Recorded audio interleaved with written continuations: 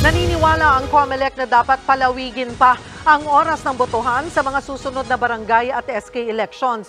Pero kahit maaga ang pagsasara ng mga presinto, kumpiyansa ang poll body na mataas ang voter turnout ngayong eleksyon. Nasa frontline ng balitang yan, si JC Cosico. 14 na lokal na opisyal ang iniimbestigahan ngayon ng Commission on Elections dahil sa pagkakasangkot umano sa vote buying. 13 sa kanila ay mga mayor, habang isa naman ay gobernador. Hindi na binanggit ng COMELEC kung saang LGU sila nakaupo, pero lahat daw sila nasa Luzon.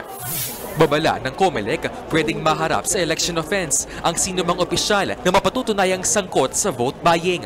At mukhang sa bahay pa nila, pinadidistribute yung ibang mga pag-aari po nila. Sana hindi nila nakikialam ang mga ilang official ng local government sapagkat alam niyo po, lalo lang pong nagugulo ang halalan sa barangay at SK. Pagdating naman sa inilang oras para sa pagboto, aminado ang COMELEC na bitin ang 8 oras sa pagbubukas ng voting precincts. Mula yan alas 7 ng umaga hanggang alas 3 ng hapon. Kaya plano ng COMELEC na hilingin sa Kongreso na palawigin na hanggang alas 5 ng hapon ang mga sunod na eleksyon ng SK at barangay. Para po mas makapagsilbi sa mas madami mga botante. Kumpiyansa naman ang poll body na makakapagtala ito ng 75% na voter turnout ngayong barangay at SK elections. Kasi noong 2015, 2018, nagre-range sa 70 to 71% ang voters turnout. Ngayon po, walang kadahilanan, hindi tayo makakaboto sapagkat mahabaan naman po yung bakasyon ngayon. Bago naman tuluyang magpalit ng liderato sa mga barangay, umapila ang COMELEC ng 1 linggong transition period sa mga aalis at papalit na opisyal. Kahit po sinabi ng Supreme Court na bukas, yung pag-assume, sana may transition kahit 1 linggo. Kasi po yung accountability ng gamit ng mga pera.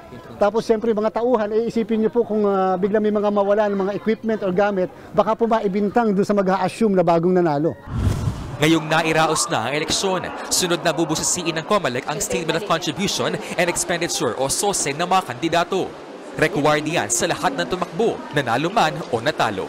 Kahit pa nga po kayo ay nag-withdraw during the campaign period pero kayo naging kandidato, you have to file the Statement of Contribution and Expenditure. Kung ito po ay pangalawang beses kayong hindi makakapag-file, hindi kayo nag-file noong 2018, hindi kayo nag-file ngayon, kayo po ay hindi na makakatakbo kahit kailan at hindi na rin kayo pwedeng ma-appoint sa kahit na anong ahensya ng pamahalaan.